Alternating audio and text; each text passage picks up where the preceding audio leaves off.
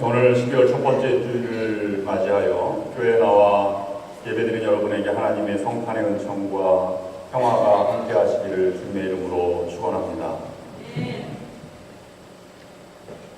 우리 12월 첫 번째 주일 또는 대강절 첫 번째, 두 번째 주일은 한 해 교회력으로 새해 출발이기 때문에 청지기 주일로 또 새로운 신앙의 다짐을 다짐하는 그런 주일로 지킵니다. 지난 주일날 청지기 주일로 지켰고 그 다음에 많은 분들이 하나님 앞에 서약을 하도록 안내를 하였습니다. 오늘도 예배를 드리면서 하나님 앞에 앞으로 1년을 어떻게 살아갈 것인가를 기도 가운데 결정하시고 또 한 해를 성실히 살아가셔서 하나님의 큰 축복과 은혜를 누리는 여러분들이 될 수 있기를 주님의 이름으로 축원합니다. 12월달은 기다림의 계절입니다.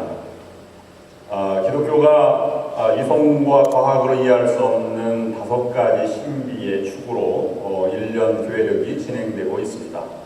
첫 번째는 하나님이 이 땅에 인간의 몸으로 오셨다. 인카네이션이라고 해서 성육신 또는 동정녀 탄생, 아기 예수의 탄생을 기다리는 성탄이 첫 번째입니다.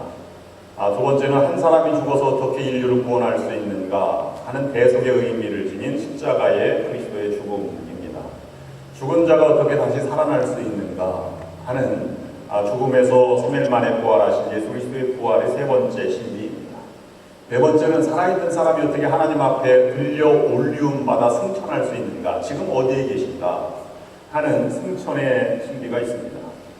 마지막은 하늘로 올려간 예수가 어떻게 이 땅에 다시 재림하시는가, 어떻게 가능한가 하는 신비를 우리가 5대 신비라고 이야기를 합니다. 신비한 것을 신비하게 남겨두고 신비의 뒤에 넘어있는 의미를 되새기고 묵상하는 것이 우리 믿음의 출발이라고 볼 수 있습니다. 여러분들도 신비한 것을, 믿을 수 없는 것을 받아들이고 믿는 것이 믿음임을 기억하시기를 바랍니다. 우리가 믿고 알고 있는 것을 받아들이는 것은 사실이기 때문에 이것은 우리가 믿음이라고 볼 수 없습니다. 사실을 인정하는 것이 되기 때문입니다. 그러므로 신비한 것으로 남겨두고 우리가 할 수 있는 그 의미를 찾아서 우리 믿음의 여정을 출발하는 것이 우리의 신앙의 모습이 되어야 할 것입니다. 그런데 우리들은 늘 그런 여지를 남겨두지 아니하고 궁금한 것과 또 잘못된 것이 있으면 그것을 자꾸 생각하고 풀어보려고 이렇게 하고 있습니다. 제가 2년 전에 말씀을 드린 예화입니다만 제가 다니던 교회, 서울에서 다니던 교회가 세검정 교회입니다. 자암 터널을 넘어서 경복궁을 지나서 자암 터널을 넘어서 넘어가면 거기 세검정이 있고 그 다음에 그 지나면 구기 터널도 있고 평창동이 있어서 아주 큰 부호들이 많이 사는 그런 집들도 구경 간 적이 있습니다. 그 옆에 있는 교회가 조그만 연예인 교회가 그때는 작았었는데 거기서 있었던 일이라고 합니다. 성경 공부 시간에 나는 어떻게 처녀가 아이를 낳을 수 있는가 도저히 믿을 수 없다. 어떻게 불가능한 것을 받아들이라고 하는 것인가, 이걸 믿으라고 하는 것인가 라는 이야기를 누군가가 얘기했답니다. 그때 장로님이 성경 공부 시간에 참석하셨는데 그 장로님 이름이 구봉도 장로님입니다. 그가 이렇게 얘기했다고 합니다. 아니, 서방될 사람 요셉이 인정하겠다는데 왜 당신이 난리야? 이렇게 얘기했다는 것입니다. 우리는 그렇게 관심을 많이 갖습니다. 여러분, 기독교 교회력이 기다림부터 시작된다는 것을 놓치지 마시기를 바랍니다. 믿음은 기다림으로부터 출발하는 것입니다. 소망의 끈을 놓지 않는 것입니다. 어떠한 절망적인 상황, 이해할 수 없는 상황에도 하나님이 찾아오시고 하나님이 개입하셔서 우리를 인도하시고 역사를 이끌어가신다는 것을 기다리고 믿고 인내하는 것이 믿음의 출발입니다. 여러분, 가정을 위해서 무엇을 기다리고 계십니까? 자녀들이 잘 될 수 있도록 여러분 기도하고 그를 위해서 늘 기다리고 있습니다. 그리고 사업과 여러 가지 많이 기다리고 있습니다. 여러분, 그런 기다림이 있다면 여러분은 잘 살아가고 계신 것입니다. 여러분, 교회를 위해서 늘 기도하고 또 내가 주어진 삶에 봉사를 하고 헌신을 하며 교회 부흥을 꿈꾸고 희망을 놓지 않습니다. 그러면 여러분, 그 믿음은 아름답고 또 능력 있는 믿음의 출발이 되는 것입니다. 거기서 하나님이 그리스도를 보내주셨듯이 하나님이 채워주시고 이루어 가시는 것은 하나님의 일이시기 때문에 그런 것입니다. 그러므로 여러분, 기다리신다면 참으로 옳은 신앙을 가지신 것입니다. 여러분, 그리스도의 다시 탄생하심을 기다리면서 여러분 가운데에서도 주님의 은총이 다시 임하셔서 하나님의 풍성한 은혜를 체험하시고 복을 누리시는 여러분들이 될 수 있기를 주님의 이름으로 축원합니다. 제가 가장 감명 깊게 본 영화가 최근에 두 편이 있습니다. 최근이라면 한 10년 정도. 첫 번째 영화는 멜 깁슨이 주연한 1995년도 나온 브레이브 하트가 제일 감명 깊게 보았고, 또 최근에는 영화 스파르타 그 나라와 마지막 최후의 전사들의 이야기를 다룬 300이라는 그런 영화를 감명 깊게 보았습니다. 영화 브레이브 하트는 얼마나 감동적인지 제가 한 5번쯤은 본 것 같습니다. 한 사람의 헌신과 열정, 사랑이 얼마나 많은 변화를 가져오게 되는지에 대한 생각을 갖게 되었습니다. 13세기 말여 스코틀랜드와 잉글랜드가 긴장 관계에 있었습니다. 스코틀랜드 왕자를 계승하지 못하고 죽게 되자 잉글랜드가 스코틀랜드를 점령해서 폭정을 가하게 되었습니다. 그 폭정을 피해서 멜 깁슨 주역을 맡은 웰레스가 시골로 피신의 삶에 들어가 모론이라고 하는 여인을 만나서 사랑에 빠지게 됩니다. 그것을 끝까지 추적하여서 잉글랜드 군대가 폭정하고 모론을 잔인하게 살해당한 것을 보고 웰레스가 복수를 하게 계획을 하게 됩니다. 용사들을 모아서 전투에 참여하게 되었습니다. 그는 대승을 거두었고 롱생크라고 하는 그 잉글랜드 왕은 동맹 휴전을 제의하게 되었고, 그의 딸 공주 이세벨을 스코틀랜드로 볼모로 잡혀오게 되었습니다. 사랑이 기구한 운명이 됐듯이 웰리스가 이 용맹함에 매료가 되었고 사랑에 빠지게 되었습니다. 그래서 잉글랜드가 재침공한다는 소식을 전해주게 되었습니다. 그래서 전쟁 준비를 하였는데 잉글랜드가 전사들을 돈으로 매수하는 바람에 전쟁에서 대패하고 말았습니다. 웰리스는 잉글랜드로 잡혀가게 되었고 공개 처형 잔인하게 살해가 되었습니다. 마지막까지 조국을 향한 사랑, 정의, 평화를 위해서 그는 죽음을 맞이하게 되었고, 사랑하는 여인을 향해서 그는 복수의 이 칼을 간 것을 그는 두려워하지 않고 후회하지 않고 장렬하게 죽어갔습니다. 그것을 본 많은 스코틀랜드의 젊은이들이 모아서 용병을 모으게 되었고, 그리고 스코틀랜드가 전쟁에 승리하여 평화를 얻게 된다고 하는 이야기입니다. 한 사람의 희생으로 말미암아 수많은 그러한 평화와 또 이 복을 누리게 된 그런 과정을 다루는 것입니다. 우리들은 그런 한 가지 생각해 볼 것이 있습니다. 우리들은 웰레스가 아닙니다. 왕자가 아닙니다. 우리들은 그래도 부족하고 연약한 그런 모습입니다. 하나님의 선택받은 마리아와 요셉과 같은, 하나님 모세와 같은 존재도 아니라고 생각될 때도 많이 있습니다. 하나님의 능력을 기대하지만 우리는 늘 부족하고 연약한 가운데 허점을 발견하며 때로 날마다 나를 가지고 있지 못한 부족한 것에 대한 좌절을 느끼고 살아가는 것이 우리들의 삶의 현주소입니다. 그럼에도 불구하고 오늘 우리에게 그런 위대한 성서의 위대한 사람들 뿐만 아니라 늘 하나님을 전적으로 의지하였지만 오늘 이 대강절기에 하나님이 우리를 부르시는 음성을 들으며 사사기에 나오는 그 기도원 용사 300명은 적어도 우리와 비슷하지 않았을까.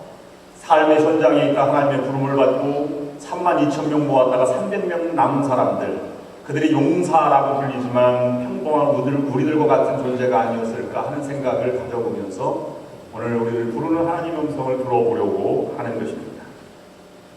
지난날에 오점과 실수가 있었더라도 여러분 아파하지 마시고 하나님의 쓰임받는 것을 기다리시면서 그때를 위해서 준비해 나가시기를 바랍니다. 그러면 하나님의 새로운 출발, 새로운 은혜의 역사가 시작되게 될 것입니다. 여러분 이런 이야기가 있습니다. 숫자 나라에 8.8과 9가 친구로 살았습니다. 9는 8.8, 0점이 모자라는 것 때문에 늘 구박을 하였습니다. 야, 너는 뭐가 좀 부족해. 너는 나와 달라.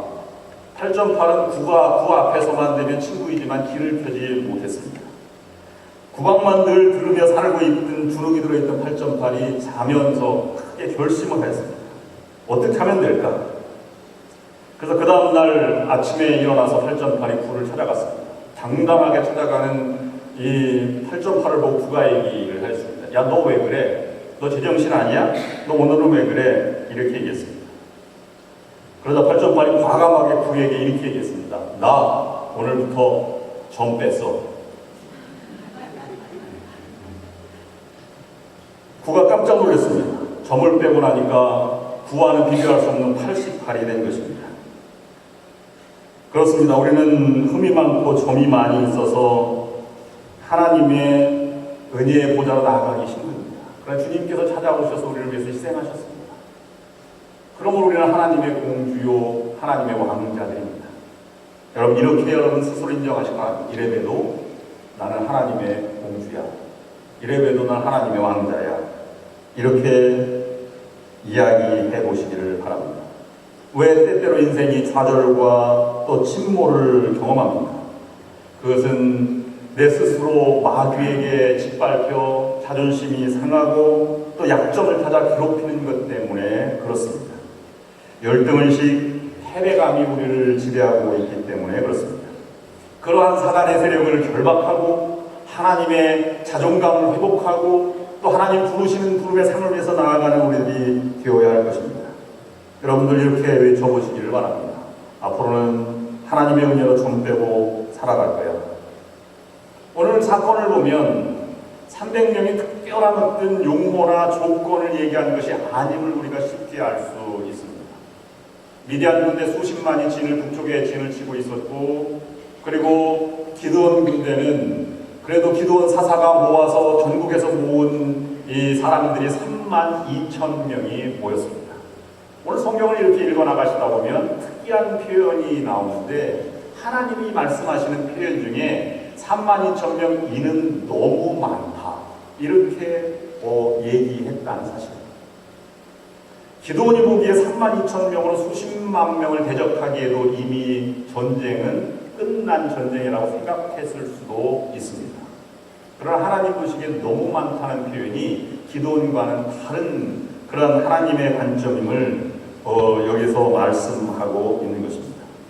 너무 많아서 하나님이 말했습니다. 두려워서 떠는 자는 돌아가라 이렇게 말하라고 했다는 것입니다. 기드온이 그렇게 말했을 때 기드온 속생각으로는 돌아가라 라고 말했지만 한 명도 떠나지 않았으면 좋겠다는 생각을 했을 수도 있을 것입니다. 여러분 두려워하는 떠는 자는 다 가십시오. 그렇게 말했을 때 한 명도 가지 마십시오. 이렇게 말하고 싶었을 것입니다. 그래서 22,000명이 돌아갔고 10,000명이 남았습니다. 10,000명을 보고 하나님께서 이도 숫자가 너무 많다라고 하였고 한 가지 시험을 하였습니다. 물을 마시게 하라. 그래서 개처럼 물에 입을 대고 먹는 사람을 따로 세우고 손으로 떠서 먹는 사람을 따로 세웠더니 손으로 떠서 먹는 사람이 300이 남게 되었다는 것입니다. 그 300명이 어떤 사람이었을까 하는 생각을 해보면서 하나님이 쓰시는 사람, 하나님의 쓰임 받는 사람이 어떤 사람인지를 세 가지 교훈을 이 아침에 묵상하고자 합니다. 첫 번째 묵상은 이것입니다. 하나님은 교만하지 않는 사람을 들어 쓰셨다고 하는 것입니다.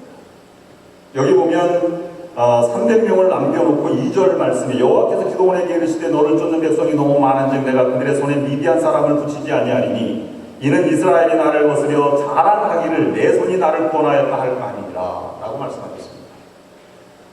스스로 내 능력 때문에 내 자랑 때문에 교만 때문에 하였다고 하는 여지를 남겨놓지 않고 300명이 미디안을 물리쳤으면 적어도 하나님의 능력으로 물리쳤다고 보지 않을까 하는 하나님의 일을 나타나기 위해서 그렇게 하신 것입니다. 하나님이 가장 미워하시는 것이 있다면 아마 자랑하는 것일 것입니다. 그와 같은 내 능력으로 조금이라도 하였다는 여지를 남겨놓지 않기 위해서 줄이고 줄여서 전적으로 하나님을 신뢰하는 사람, 하나님을 자랑하지 않고 하나님을 따르는 사람을 하나님께서 골라서 300명이 되게 하였다고 하는 것입니다. 이 숫자는 이 300명이 용사가 되었다고 표현하지만 용사라기 하기보다는 하나님을 전적으로 따르고 이 경솔의 모습으로 나타난 그러한 이스라엘의 군대를 지칭하게 되는 것일 것입니다. 어제 산타클라라 직분제 성품 심사 인터뷰를 해봤습니다. 산타클라라 감리교회가 창립 40주년을 준비하면서 내년이 40주년이 된다고 합니다. 직분자를 장로 몇 분, 4분인가 세우고 권사님들 17분을 세워서 역사상 그 교회 가장 큰 직분자를 세우는 그런 심사가 있었습니다. 근데 모두가 다 인터뷰를 할 때 은혜를 서로가 받았는데요. 그들의 아픈 인생에 걸친 커다란 고난, 여러분이 다 겪고 있는 고난과 같은 고난을 그들이 딛고 직분자로 세움받아서 앞으로 남은 여생을 살아가는 결단을 하는 과정이 감동과 은혜의 시간이 되었습니다. 사도 바울이 자신에게 가지고 있는 약점의 가시가 있었습니다. 그 가시를 그는 간절하게 기도했을 것입니다. 3번이나 구했다고 하니까 얼마나 큰 기도였겠습니까? 이 가시를 내게 제거해 주시옵소서. 그랬더니 하나님 응답이 내 은혜가 족하도다 라고 말씀하셨습니다. 그대로 남겨두신 것입니다. 왜냐하면 사도 바울의 고백대로 너무 교만하지 않게 하시려고 내 육체의 가시를 허락해 주셨다라고 고백하게 된 것입니다. 우리도 하나님 앞에 쓰임받으려면 내 모습 조금이라도 내 모습이 남겨있으면 안 될 것입니다. 하나님께 전적으로 드려진 그러한 삶이 하나님 앞에 충성을, 하나님의 영광을 나타내고 하나님의 능력을 나타내는 자가 될 것입니다. 둘째로 기도원의 300용사와 같은 사람은 적어도 마리아와 요셉이 예수 그리스도의 수태고지를 받아들였던 것처럼 그는 주님을 신뢰했습니다. 하나님을 전적으로 신뢰하는 사람이었다고 하는 것입니다. 중요한 것은 우리가 자신의 부족함을 깨달았다. 나는 교만하지 않습니다. 나는 그저 겸손합니다. 라고 하는 것만으로 자동적으로 하나님의 일꾼이 되지 못한다고 하는 사실을 우리에게 말씀해주고 있는 것입니다. 중요한 것은 내 부족함을 알기에 하나님을 더욱더 신뢰하고 의뢰할 줄 안다는 것이 보다도 중요한 사실인 것입니다. 하나님, 저는 부족합니다. 저는 못합니다. 이렇게 말하는 사람을 통해서 하나님의 역사를 이루어가지 않는다고 하는 것입니다. 아무것도 못한다는 부족함만을 가지고는 신앙이 완성으로 나아갈 수 없습니다. 그것을 인정하는 것만 가지고는 완성되지 못한다고 하는 것입니다. 연약함을 아는 것으로 우리의 신앙은 가능하지 않습니다. 자기의 연약함을 알기에 자기의 부족을 알기 때문에 보다 더 강하신 만왕의 왕 대신 창조주 주님 앞에 와서 그분 앞에 무릎을 꿇을 줄 아는 것이 더욱더 중요한 것입니다. 그분의 능력을 기대하고 그분의 영을 새롭게 받고 우리의 삶의 현장으로 과감하게 하나님의 약속을 믿고 나아가는 전지전능한 하나님을 믿고 행하는 것이 보다 더 중요한 것입니다. 이것이 진정으로 위대한 신앙의 다음 단계가 되는 것입니다. D.L. 무디가 시카고 집회에서 이 모세의 이야기로 설교한 것이 유명한 일화로 많이 알려지고 있습니다. 여러분, 모세가 몇 살까지 살았습니까? 120살까지 살았는데 그가 죽을 때 눈이 흐리지 아니하였다 라고 기록할 만큼 아주 장성한 그런 마지막까지 최선을 다해 살아간 사람이었습니다. 무디가 설명한 대로 왕자, 애국의 왕자로 살 때 그는 다른 사람과 비교할 수 없는 특별한 사람이라고 하는 표현을 썼습니다. I am somebody. 무엇보다 다른 사람보다 더 특별한 존재다 라고 얘기하였습니다. 광야에 들어가서 그는 아무것도 아닌 존재가 되었습니다. 하나님 다시 만날 때, 가시나무 떨기에서 만날 때까지 그는 할 수 있는 일이 아무것도 없었습니다. 그럴 때 D.L. 무디가 얘기하기를 모세는 그때 I am nobody, 나는 아무것도 아닌 존재가 되었다는 것입니다. 그 후에 가시나무 떨기에서 하나님을 발견하고 그는 특별한 사람이 되었습니다. 그래서 I am God's body, 하나님의 사람이 되어서 애굽으로 가게 되었다는 유명한 설교를 하였습니다. 말할 수 없는 그거 능력을 가지고 나는 말도 하지 못합니다, 아무 능력도 없습니다 라고 말할 때 내가 함께한다, 내 형 아론을 붙여준다 라는 것을 통해서 출애굽의 역사를 이루어가게 된 것입니다. 오늘 본문의 뒤에 있는 9절 말씀에 보면 이런 말씀이 있습니다. 이 밤에 여호와께서 기드온에게 이르시되 일어나 내려가서 적진을 치라, 내가 그것을 내 손에 붙였느니라. 이 붙였다, 이겼다 라고 하는 표현을 히브리어에서는 예언자적 완료형이라고 말합니다. 나는 다음 주에 교회 갔다 왔어, 이렇게 표현하는 것이 우리말로는 어법이 맞지 않지만 히브리어로는 어법이 맞는 어법입니다. 왜냐하면 그만큼 하나님을 신뢰하기 때문에 미래에 나타날 일을 과거형으로 쓸 수 있다고 하는 것입니다. 그러면 오늘 여기서 말하는 것도 내가 이미 그들의 적진에게 그것을 내 손에 붙여넣었다, 그러니 그것을 치러가라 라고, 하나님은 전쟁은 하나님께 달려있다는 것을 굳게 믿고 300용사가 하나님이 지시한 대로 가서 승리를 거두게 된 것입니다. 자기의 연약함을 깨닫고 엎드려서 하나님의 자비를 구하고 하나님의 은혜를 구하는 순간, 하나님의 영이 임하는 순간 그는 강해지는 것입니다. 하나님의 기적을 만들어 하나님의 능력의 사람이 될 수 있는 것입니다. 사랑하시는 여러분, 이제 우리의 일생을, 나머지 인생을 걸고 주님을 섬길 때 자기의 연약함을 알게 주님 앞에 엎드리는 사람들, 그리고 참으로 주를 신뢰할 줄 아는 사람들, 그분을 신뢰하는 자로 설 수 있다면, 사랑하시는 여러분, 그리고 저와 여러분 모든 여러분은 이제 약자가 더 이상 아닌 것입니다. 주님을 신뢰하고 주님의 능력이 여러분의 삶을 통해서 나타나게 될 것입니다. 마지막으로 오늘 400용사가 우리에게 주는 교훈의 말씀은 준비하며 살아갔다는 것입니다. 여기 준비하였다고 하는 것은 아주 중요한 것입니다. 그들이 준비한 것은 삶의 현장에서 불리움받은 대로 최선을 다하는 모습을 하나님께서 보신다는 것입니다. 우리에게 가장 중요한 것이 있다면 나만 바라보고 또 내일이라고 하는 그런 막연한 소망을 가지고 살아갑니다. 내가 있는 처지의 현실, 내가 있는 삶의 장을 구체적으로 바라보게 되지 않는다는 것입니다. 막연한 미래의 희망을 가지고 살아갈 때가 많이 있다는 것입니다. 여러분, 300명이 남는 것은 그들에게 있어서 물을 먹는, 만병에서 물을 먹는 과정은 엎드려 배고픔 아니면 목마름을 죽이기 위해서 물에 갖다 대었, 입술을 갖다 대었다면 보다 많이 마실 수 있었을 것입니다. 그러나 전쟁을 나간 사람은 전쟁 장비도 있고 무릎 꿇지 아니하였다라고 기록한 300명사는 손으로 물을 떠먹었다고 하는 것입니다. 군인으로서의 자세를 하나님께서 본 것입니다. 그들은 그 자세가 준비되어 있는 과정으로 생각하지 않을 수도 있었습니다. 그러나 하나님은 그들을 사용하셨다고 하는 사실입니다. 우리가 있는 현실 가운데 하나님 나에게 부르신 장을 통해서 최선을 다하고 깨어서 긴장하는 자들을 통해서 하나님은 그를 통해서 그를 시험하시고 그를 들어 사용하신다라고 하는 것입니다. 이와 마지막으로 하나 예언을 알려드리고 마치겠습니다. 여러분, 한국 그 초기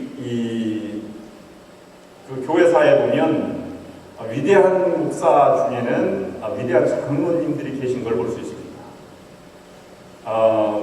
평양 남정현 교회의 주기철 목사님을 세우신 조관식 장로님 같은 이유는 우리가 많이 알고 있습니다.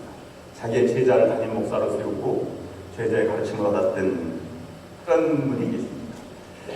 한국 초기 개신교회는 선교 지역을 나누었기 때문에 북쪽은 장로교회가, 그 다음에 경기도와 서울은 감리교회가, 충남 지역도 감리교회가, 그 다음에 그 남쪽 전라도는 장로교회가 분할하게 선교를 담당하게 되었습니다. 전라북도 김제에 가면 금산교회라고 있는데 기역자 교회라고도 알려진 교회입니다. 1906년에 세워졌으니까 굉장히 초기 교회 중에 하나입니다. 1904년도에 데이트라고 하는 선교사, 한국 이름으로는 최의덕이라는 선교사가 전주에서 정읍을 오가는 길에 그 김제의 한 마을에 머물게 됐는데 용화 마을에 머무를 때부터 세워진 교회였습니다. 전국에서 가장 큰 부모였던 최삼덕이라고 하는 부모 집에 말을 타고 여행하다 그 사랑채에서 한 번 머무르게 되었습니다. 조덕삼 거부는 양반입니다. 그가 살아가면서 그의 그 이야기, 데이트 선교사 이야기를 많이 들었기 때문에 궁금했습니다. 그래서 이렇게 질문을 하게 되었습니다. 당신의 나라는 살기도 좋고 아주 부유하다는데 당신 나라를 포기하고 왜 이 가난한 조선 땅에 와서 살아갑니까? 그때 데이트 선교사는 이렇게 얘기했습니다. 내가 받은 하나님의 특별한 사랑 때문입니다. 그 말에 감동을 해서 사랑채에서 예배를 드리도록 하였습니다. 그것이 금산교회의 첫 출발입니다. 근데 그 집에 이자익이라고 하는 머슴이 살고 있었습니다. 주인의 말을 끌고 머슴 일을 하는 이자익 머슴은 6살 때 목포에서 살다가 부모가 다 세상을 떠나서 떠돌이 삶을 살아가게 되었다가 점점 북쪽으로 올라가서 농촌 마을에 일꾼이 필요한 이 머슴을 찾다가 이 조덕삼 거부 양반의 집에 머슴으로 살게 된 것입니다. 그 어릴 때부터 학교 배움을 하나도 가지고 있지 못했기 때문에 눈 너머로 천자문을 외우는 그런 자기 노력을 보였습니다. 이 조덕삼 그 거부가 그것에 너무나 가련해서 자기 아들이 다니는 서당에 같이 보내서 공부를 할 수 있도록 배려를 하였습니다. 그 아들이 조용호 장로입니다. 조덕삼과 이자익이 사랑방이 시작된 교회에서 함께 신앙생활하고 함께 세례를 받았습니다. 그리고 3년이 지난 다음에 그 1907년 금산교회는 장로 50명이 되었을 때 장로를 세울 수밖에 없는 그런 교회가 되었습니다. 왜냐하면 선교사가 많이 외부로 가기 때문에 설교할 분이 필요했고 다스릴 분이 필요했기 때문입니다. 그때 장로 후보로 올라온 사람이 조덕삼과 그의 모습인 이자익 둘이 장로 후보로 선거가 되었습니다. 투표가 끝난 다음에 교인들이 술렁이기 시작했습니다. 왜냐하면 주인보다 조덕삼보다 이자익이 표를 더 많이 받아서 이자익이 장로로 선거되었기 때문입니다. 그럴 수 없다. 교회에 전적으로 재정 후원을 하고 그리고 많은 교회 일으켜 세운 조덕삼 이분이 장로 영수가 이 권사 정도 되는 분인데 장로가 되어야 하지 않을까라고 술렁일 때 조덕삼 영수가 앞에 나와서 이렇게 얘기했습니다. 우리 금산교회 성도님들은 참으로 훌륭한 일을 해냈습니다. 저희 집에 일하는 이자익 영수는 저보다 신앙의 열의가 훨씬 더 높습니다. 그를 장로로 뽑아주셔서 감사합니다. 그랬더니 교인 50명이 다 박수를 쳤는데 이자익을 향해서 친 것이 아니라 조덕삼 이 영수를 향해서 박수 갈채를 보냈습니다. 그리고 선교사가 떠날 때마다 집에서는 주인으로 섬기고 마부 역할을 하지만 교회에서는 이자익 장로가 설교할 때마다 조덕삼 영수는 무릎 꿇고 설교를 들었습니다. 너무나 그 실력이 뛰어나서 이 조덕삼 장로는 3년 후에 장로가 되었고 그 장로 이자익을 평양신학교에 보내 신학을 한 다음에 마친 다음에 다시 금산교회 2대 담임 목사로 선교사 이어서 담임 목사로 초청하게 되었습니다. 그가 그렇게 유명해진 3대를 걸쳐서 이 조덕삼 가문은 장로 역할을 해왔고 3대 장로가 조세영 국회의원입니다. 그리고 이자익 후손 이자익은 거기에서 안수를 받고 그 장로교 총회장을 3번이나 역임한 초대교회를 이룬 아주 유명한 그런 목사님이 되었습니다. 조세영 장로님이 별세를 2009년에 했는데 천정배 의원이 추도사에서 이렇게 추도를 하였습니다. 김제 이름난 기독교 집안이었던 당신 조국께서는 집안 모습이 먼저 장로로 뽑히는 일을 기꺼이 지원하고 동의하였습니다. 위아래 없는 민주적 가치가 바로 당신의 유전자였던 것입니다. 이렇게 하였습니다. 여러분, 이 두 분의 이야기가 실린 금산교회를 가보시겠습니다. 금산교회 기억자 예배당 전교입니다. 안으로 들어가시면 기억자 남자는 오른편, 오른쪽에서 보면 남자, 여우, 여자가 오른쪽으로 휘장을 치고 예배를 드렸던 초대교회의 모습 그대로입니다. 그 다음에 신교회 건축과 문화대 예배당이 함께 어우러져 있는 그런 교회들, 한국교회는 이런 교회들이 좀 많이 있습니다. 그 다음에 전라북도 문화재 자료 136호 역사 자료로 남겨진 동판 모습입니다. 여러분 왼쪽에 있는 모습이 조덕상 장로 이야기, 지는 출판사에서 이 이야기를 기록으로 남겼고요. 이자익 이야기라고 하는 것은 장로교 출판사에서 출판한 두 분의 이야기를 이렇게 남겨놓았습니다. 여러분 이분들의 이야기가 전해지면서 3대에 걸쳐서 독립운동 학교를 세우는 대전신학교를 세우고 또 학생들을 유광학교를 설립하는 이 과정에 두 분이 헌신을 하였습니다. 여러분 하나님은 우리같이 부족하고 연약한 이들을 들어 사용하십니다. 오네시모라고 하는 이 노예를 초대교회에 그렇게 들어서서 감독까지 세우신 그런 하나님의 역사를 우리가 믿는다면 하나님은 우리를 향해 사용하시기를 원하십니다. 여러분 어떤 존재로 기억되기를 원하십니까? 어떤 봉사를 원하십니까? 한 해가 지나가고 새로운 한 해 서약서를 쓰는 시간입니다. 새로운 한 해 시작하면서 여러분들도 하나님 앞에 충성을 서약하시고 하나님의 기적의 역사 이야기를 여러분 가정과 여러분 삶을 통해 써나가시기를 바랍니다. 우리 교회가 그 역사의 주인공이 될 수 있기를, 그 여러분이 주인공이 될 수 있기를 주님의 이름으로 간절히 축원합니다. 기도하시겠습니다.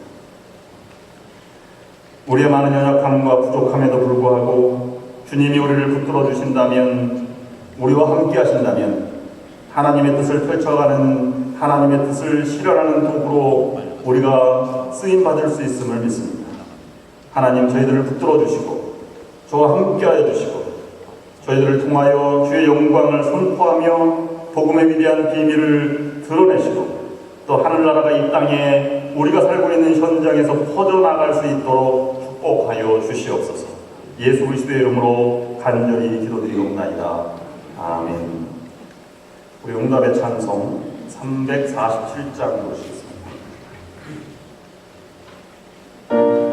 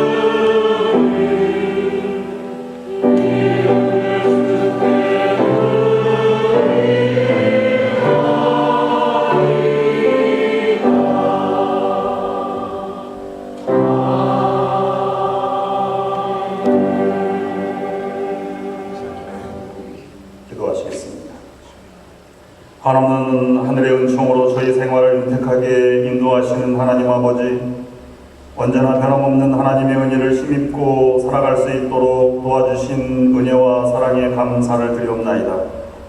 돌이켜보면 저희의 삶의 어느 한순간도 하나님의 도우심 없이 살아오지 않았음을 감사드립니다. 도우시는 하나님, 우리를 붙드시는 하나님, 또 붙드셔서 견고하게 하시는 하나님, 또 승리하게 하시는 하나님의 은혜를 힘입어 이곳까지 왔습니다. 하나님, 저희의 삶에 부어주신 은혜와 복을 헤아려보며 주님을 사랑하는 믿음으로 정성껏 준비한 예물을 받아 주시옵소서. 11조 예물을 드립니다.